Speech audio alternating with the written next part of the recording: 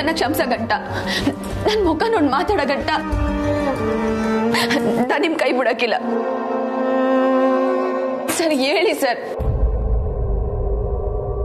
ಮಾಡೋದೆಲ್ಲ ಮಾಡಿ ಮೊಸಳೆ ಕಣ್ಣೀರ್ ಹಾಕ್ತಾ ಇದ್ದೀರಾ? ಇಷ್ಟು ದಿನ ನೀವ್ ಹೇಳೋದೆಲ್ಲ ನಿಜ. ಎಂತ ಪರಿಸ್ಥಿತಿ ಬಂದ್ರೂ ನನಗೆ ಸುಳ್ಳು ಹೇಳಲ್ಲ, ಮೋಸ ಮಾಡಲ್ಲ ಅನ್ಕೊಂಡಿದ್ದೆ. ಒಳ್ಳೆ ಪಾಠ ಕಳ್ಸಿದ್ರಿ. ನಿಮ್ಮನ್ನ ನೀವು ಏನ್ ಅನ್ಕೊಂಡಿದ್ದೀರಾ? ನಿಮ್ ಹೊಟ್ಟೆಲಿದ್ ಮಗು ನಿಮಗ್ ಮಾತ್ರ ಮಗುನ? ನನ್ ಮಗು ಅಲ್ವಾ? ಆ ಮಗು ತಂದೆ ನಾನು. ಅದ್ ಹೇಗೆ ನನ್ ಮಗು ಪ್ರಾಣನ ಒತ್ತೆ ಇಟ್ಟು ನೀವು ಕಬಡ್ಡಿ ಆಡಿದ್ರಿ? ವಿಷಯ ಹೇಳೋದಕ್ಕೆ ಟ್ರೈ ಮಾಡಿದ್ರಿ ಅಂತ. ಅದು ಸುಳ್ಳು. ನನಗೆ ನೀವು ವಿಷಯ ಹೇಳೋದಾಗಿದ್ದಿದ್ರೆ ನಿನ್ನೆ ಅಬಾರ್ಷನ್ ಆಗಿದೆ ಅಂತ ಗೊತ್ತಾಗಿದ ತಕ್ಷಣ ಬಂದು ನನಗೆ ಹೇಳ್ತಿದ್ರಿ. ನಾನು ನೀವು ಕಾರಲ್ಲಿ ಬರ್ಬೇಕಾದ್ರೆ ಹೇಳ್ತಿದ್ರಿ, ಇಲ್ಲ ಮನೆಗೆ ಬಂದ್ಮೇಲೆ ಎಲ್ರೂ ಮುಂದೆ ಹೇಳ್ತಿದ್ರಿ. ಅದೆಲ್ಲದನ್ನು ಬಿಡಿ. ರಾತ್ರಿ ನಾನು ಮಗು ಬಗ್ಗೆ ಅಷ್ಟೆಲ್ಲ ಮಾತಾಡುವಾಗ ನಿಮ್ ಹೊಟ್ಟೆ ಮೇಲೆ ಕೈ ಇಟ್ಕೊಂಡು ನನ್ನ ಮಗು ಅಂತ ಅಷ್ಟೆಲ್ಲ ಹೇಳ್ಬೇಕಾದ್ರೆ ನೀವು ಸುಮ್ಮನೆ ಕೂತಿರ್ತಾ ಇರ್ಲಿಲ್ಲ. ಮಗುಗೆ ಏನ್ ಹೆಸರಿಡೋದು ಅಂತ ರಾತ್ರಿ ಇಡೀ ನಿದ್ದೆ ಕೆಟ್ಟು ಕನ್ಸ್ ಕಟ್ಕೋತಿರುವಾಗ ನೀವು ಬಾಯ್ ಬಿಡದೆ ಸುಮ್ಮನೆ ಕೂತಿರ್ತಾ ಇರ್ಲಿಲ್ಲ. ನಿಮ್ ಉದ್ದೇಶ ಬೇರೆ ಏನೋ ಇದೆ ಅನ್ಸುತ್ತೆ. ಅದಕ್ಕೆ ನೀವು ನನ್ನ ಹತ್ರ ಸತ್ಯನ ಮುಚ್ಚಿಟ್ಟು ಸುಳ್ಳು ಹೇಳಿದ್ರಿ. ಸರ್, ಏನ್ ಹೇಳ್ತಿದ್ದೀರಾ ಸರ್? ನನಗ್ ಬೇರೆ ಯಾವ ಉದ್ದೇಶನೂ ಇರ್ಲಿಲ್ಲ. ಸಾಕು ಸಾಕು, ನನ್ಗೆ ಸಮಜಾಯಿಷಿ ಕೊಡೋದಕ್ಕೆ ಬರಬೇಡಿ. ನಿಮ್ಮ ಸುಳ್ಳು ನೆಪಗಳನ್ನ ಕೇಳೋದಕ್ಕೆ ನಂಗೆ ತಾಳ್ಮೆ ಇಲ್ಲ. ಸರ್, ನೀವು ನನ್ನ ಮಾತನ್ನ ಕೇಳಲೇಬೇಕು. ಕೇಳಲ್ಲ.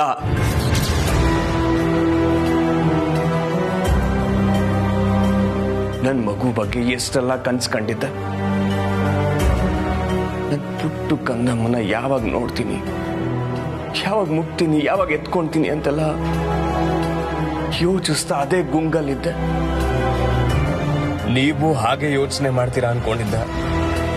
ಆದ್ರೆ ಅದೆಲ್ಲ ಭ್ರಮೆ ಅಂತ ನನ್ಗೆ ಇವಾಗ ಅರ್ಥ ಆಗ್ತಿದೆ.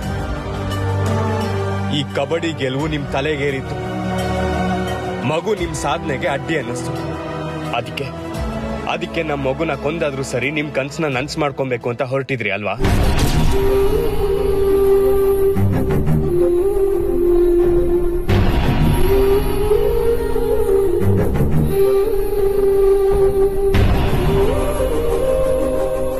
ಇಲ್ಲ ಸರ್.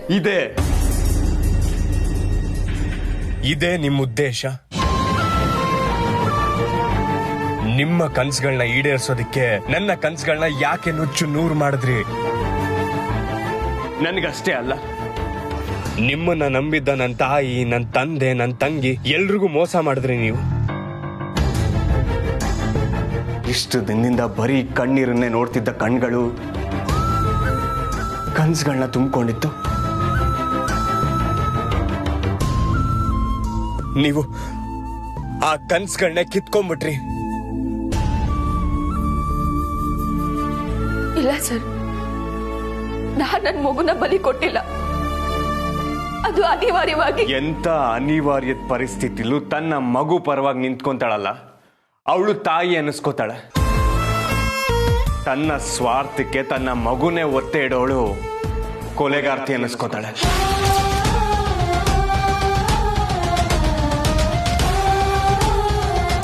ಕೊಲೆಗಾರ್ತಿ ನೀವು,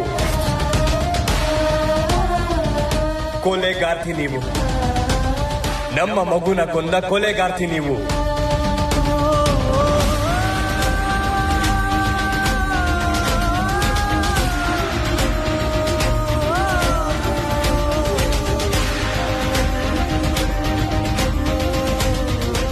ನಿಮ್ಮಂತ ಕೊಲೆಗಾರ್ತಿ ಜೊತೆ ನಾನು ಇಷ್ಟು ದಿನ ಬದುಕಿದ್ನಲ್ಲ, ನನಗೆ ನನ್ನ ಮೇಲೆ ಅಸಹ್ಯ ಆಗ್ತಿದೆ. ಇದೇ ಕೊನೆ. ಇನ್ ಮುಂದೆ ನಿಮ್ ಜೊತೆ ಮಾತಾಡಲ್ಲ, ನಿಮ್ಮನ್ನ ನೋಡೋದಕ್ಕೂ ಇಷ್ಟಪಡಲ್ಲ.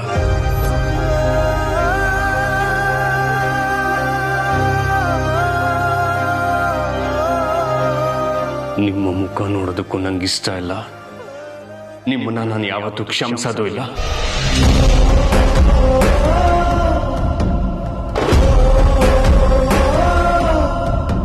ಕೊಲೆಗಾರ್ತಿ ನೀವು.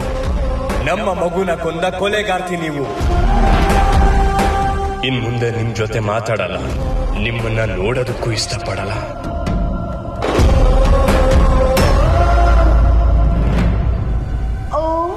ಮೈ ಗಾಡ್, ವಾವ್ ಮಾಮ್, ನನ್ನ ಲೈಫಲ್ಲಿ ಫಾರ್ ದ ಫಸ್ಟ್ ಟೈಮ್ ನಾನು ತುಂಬಾ ಖುಷಿಯಾಗಿದ್ದೀನಿ ಮಾಮ್. ಯಾಕೆ ಬೇಬಿ? ವಾಟ್ ಮಾಮ್, ಯಾಕೆ ಅಂತ ಕೇಳ್ತಿದ್ದೀರಾ? ಇವತ್ತೆಲ್ಲ ನಡೆದಿದ್ದು it was the best, the most memorable day mom. ನನ್ನ ಕಣ್ ಮುಂದೆನೆ ನನ್ನ ಋಷಿ ಲೈಫಿಗೆ ಬಂದು ನನ್ನ ಡ್ರೀಮ್ಸ್ನೆಲ್ಲ ಸ್ಪಾಯ್ಲ್ ಮಾಡಿದ್ದ ಕೆನ್ನೆಗೆ ಋಷಿ ಕೈಯಿಂದಾನೇ ಬಿತ್ತಲ್ಲ ಮಾಮ್ ಆ ಏಟು.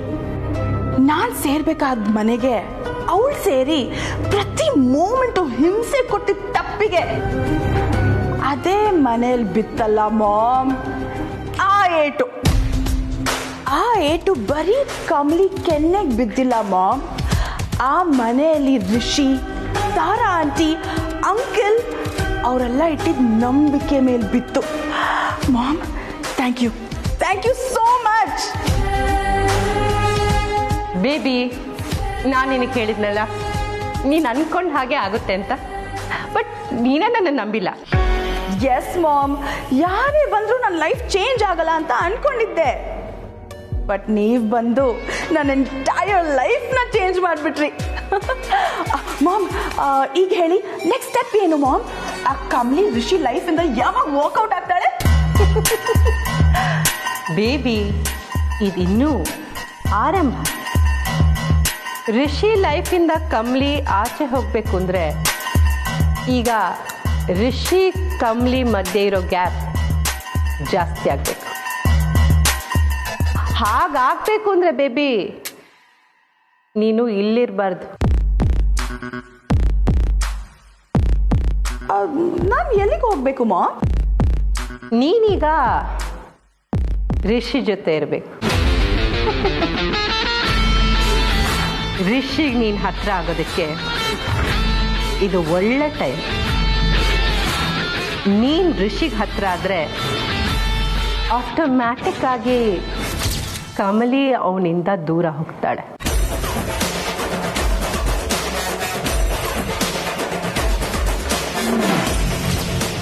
ಹೋಗು, ನೀನೀಗ ಋಷಿ ಜೊತೆ ಇರಬೇಕು.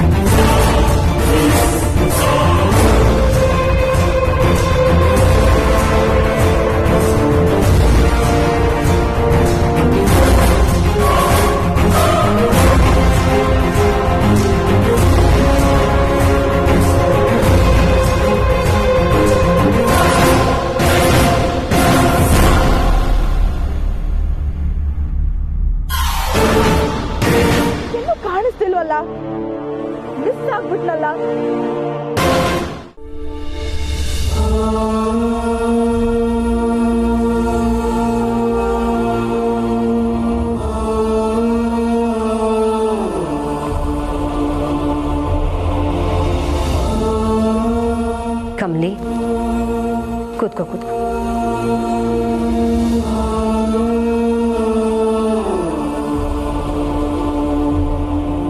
I am sorry Kamali. ಅತ್ತಮ್ಮ, ಅಜ್ಜಿ ಆಗ್ತಿದ್ದೀನಿ ಏನೋ ಸಂಭ್ರಮದಲ್ಲಿದ್ದು ನಾನು.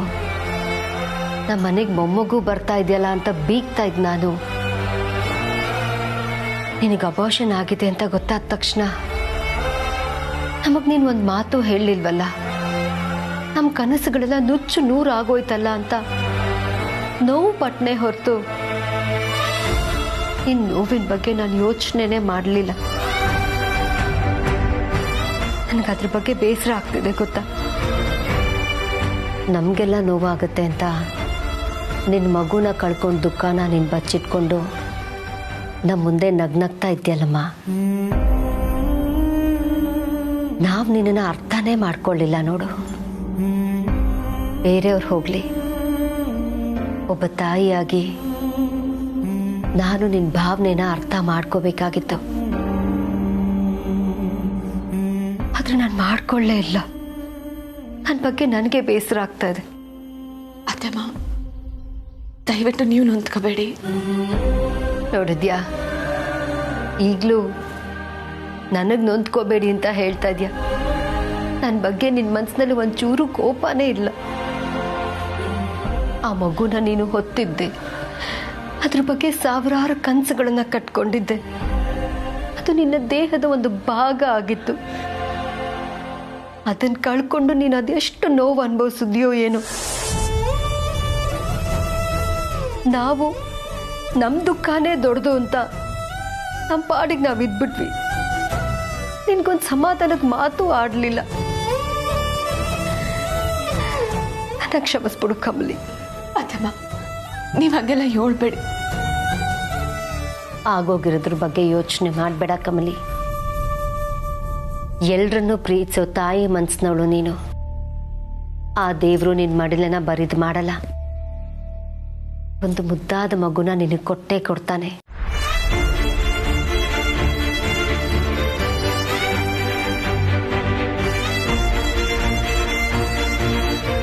ಅಳ್ಬೇಡಮ್ಮ ಕಮಲಿ. ನೀನು ಪ್ರೆಗ್ನೆಂಟ್ ಆಗಿದ್ದಾಗ ನಾನು ನಿಂಗೊಂದು ಮಾತು ಹೇಳಿದ್ದೆ, ನೆನಪಿದ್ಯಾ? ನಾನು ನಿನಗೆ ಅತ್ತೆ ಮಾತ್ರ ಅಲ್ಲ, ತಾಯಿ ಕೂಡ ಅಂತ. ನಾನು ಈಗಲೂ ಅದನ್ನೇ ಹೇಳ್ತಾ ಇದ್ದೀನಿ. ನಾನು ನಿನಗೆ ತಾಯಿನೇ. ಪ್ಲೀಸ್ ಬೇಡ, ಸಮಾಧಾನ ಮಾಡ್ಕೊ.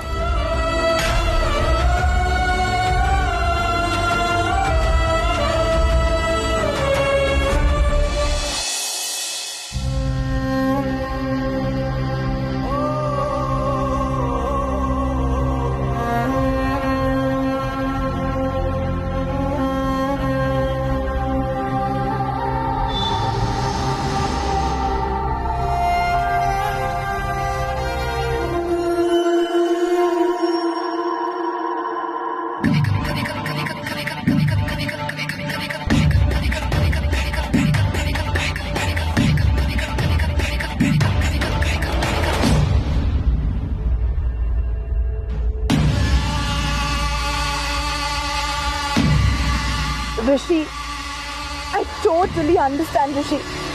ನಿನಗೆ ಎಷ್ಟು ನೋವಾಗ್ತಿದೆ ಅನ್ನೋದು ನನಗೆ ಅರ್ಥ ಆಗ್ತಿದೆ. ಇಂಥ ಸಿಚುವೇಶನ್ ಯಾರಿಗೂ ಬರಬಾರ್ದು. ರಿಷಿ, ನಾನು ನಿನ್ನ ಚೈಲ್ಡ್ಹುಡ್ ಇಂದ ನೋಡ್ಕೊಂಡು ಬೆಳೆದಿದ್ದೀನಿ. ನೀನ್ ಯಾವಾಗ್ಲೂ ನಗ್ನಗ್ತಾ ಇರೋದನ್ನೇ ನೋಡಿರೋದು ನಾನು. ರಿಷಿ ಅಂದಿದ ತಕ್ಷಣ ಆ ಸ್ಮೈಲಿಂಗ್ ಫೇಸೇ ನೆನಪಾಗುತ್ತೆ ರಿಷಿ. ಬಟ್ ಇವತ್ತು ನೀನ್ ಇಷ್ಟೊಂದು ನೋವಲ್ಲಿರೋದನ್ನ ನನ್ನಿಂದ ನೋಡೋಕ್ಕಾಗ್ತಿಲ್ಲ.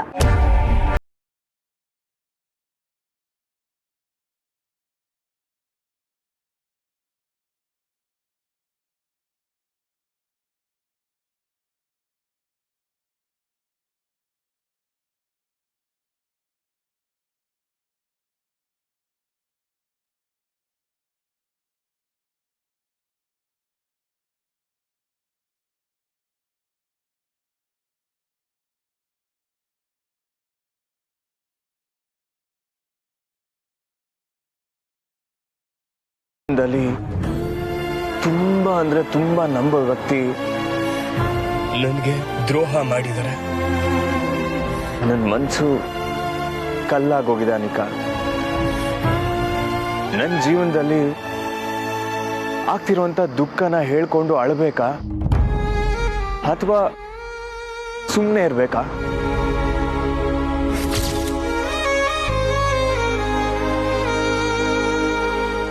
ಏನ್ ಮಾಡ್ಬೇಕು ಅಂತಾನೆ ಗೊತ್ತಾಗ್ತಿಲ್ಲ. ಎಸ್, ನನಗೆ ಗೊತ್ತಾಗ್ತಿದೆ ನಿನ್ ಮನ್ಸಲ್ಲಿ ಎಷ್ಟು ಸಂಕಟ ಇದೆ ಅಂತ ನನಗೆ ಅರ್ಥ ಆಗ್ತಿದೆ ರಿಷಿ. ನೋಡು, ನೋವನ್ನ ಮನ್ಸ್ ಒಳಗೆ ಇಟ್ಕೋಬಾರ್ದು ರಿಷಿ. ನಮ್ಮವ್ರ ಹತ್ರ ಅದನ್ನ ಶೇರ್ ಮಾಡಿ ಮನ್ಸನ್ನ ಹಗುರ ಮಾಡ್ಬೇಕು. ಪ್ಲೀಸ್ ರಿಷಿ, ಪ್ಲೀಸ್ ಹೇಳು, ಹತ್ಬಿಡು ಪ್ಲೀಸ್, ಹತ್ಬಿಡು ರಿಷಿ ಪ್ಲೀಸ್. ಜೀವನ ಎಂತ ವಿಚಿತ್ರ ಅಲ್ವಾ? ನಾವ್ ಯಾರನ್ನ ತುಂಬಾ ನಂಬಿರ್ತೀವೋ ಅವರೇ ನಮ್ಗೆ ದ್ರೋಹ ಮಾಡ್ತಾರೆ. ನಾನು ಕಮಲಿ ಅವ್ರನ್ನ ಎಷ್ಟು ನಂಬಿದ್ದೆ, ಅವರು ನನ್ನ ಹತ್ರ ವಿಷಯನೆಲ್ಲ ಮುಚ್ಚಿಡ್ತಾರೆ ಅಂತ ನಾನು ಅನ್ಕೊಂಡೇ ಇರಲಿಲ್ಲ. ಅದು ಇಷ್ಟು ದೊಡ್ಡ ವಿಚಾರನ ನನ್ನಿಂದ ಮುಚ್ಚಿಟ್ಟಿದ್ದಾರೆ. ಅಟ್ ದ ಸೇಮ್ ಟೈಮ್ ನನ್ಗೇನ್ ಅನ್ಸುತ್ತೆ ಗೊತ್ತಾ? ನಾವ್ ಯಾರನ್ನ ನೋಯಿಸಿರ್ತೀವೋ, ನಾವ್ ಯಾರನ್ನ ಅರ್ಥ ಮಾಡ್ಕೊಂಡಿರಲ್ವೋ, ಕೊನೆಗೊಂದಿನ ಅವರೇ ನಮ್ಮ ನೋವನ್ನ ಅರ್ಥ ಮಾಡ್ಕೊಳ್ಳೋದು.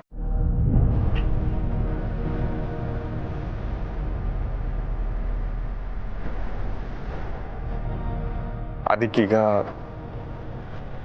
ನೀನೇ ಎಕ್ಸಾಂಪಲ್.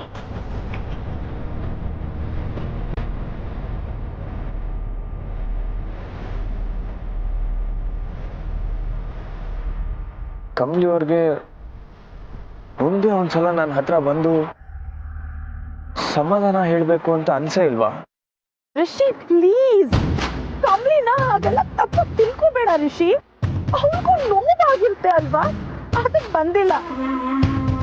ಅವಳಿಗೂ ಪಾಪ ಏನ್ ಮಾಡ್ಬೇಕು ಅಂತಾನೆ ಗೊತ್ತಿರಲ್ಲ ರಿಷಿ.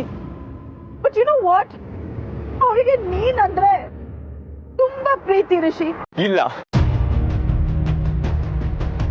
ಪ್ರೀತಿ ಇಲ್ಲ.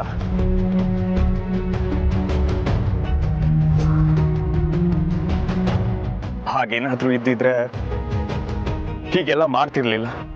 ನನಗೆ ಅಪ್ಪ ಅಮ್ಮಂಗೆ ಕಬಡ್ಡಿ ಆಡಲ್ಲ ಅಂತ ಹೇಳಿ ನನ್ನ ಹೊಟ್ಟೆಲಿರೋ ಪುಟ್ಟು ಮಗುನು ಮರ್ತು ಹೋಗಿ ಕಬಡ್ಡಿ ಮ್ಯಾಚ್ ಆಡಿದ್ರಲ್ಲ, ಅದರಿಂದ ತಾನೇ ಇದೆಲ್ಲ ಆಗಿತ್ತು. ಇಷ್ಟೆಲ್ಲ ಆಗಿ ಮಗುನ ಕಳ್ಕೊಂಡ್ಮೇಲೂ ನನ್ಗೆ ಆ ವಿಚಾರ ಹೇಳ್ಬೇಕು ಅಂತ ಅನ್ಸಿಲ್ಲ ಅವ್ರಿಗೆ. ಇದು ಪ್ರೀತಿನ? ಪ್ರೀತಿ ಮಾಡೋರು ಇಂಥ ಕೆಲಸ ಮಾಡ್ತಾರ?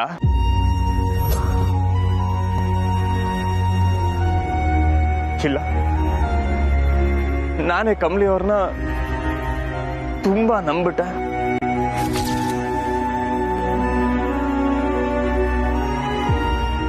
ನಾನೇ ನಂಬಿಟ್ಟೆ.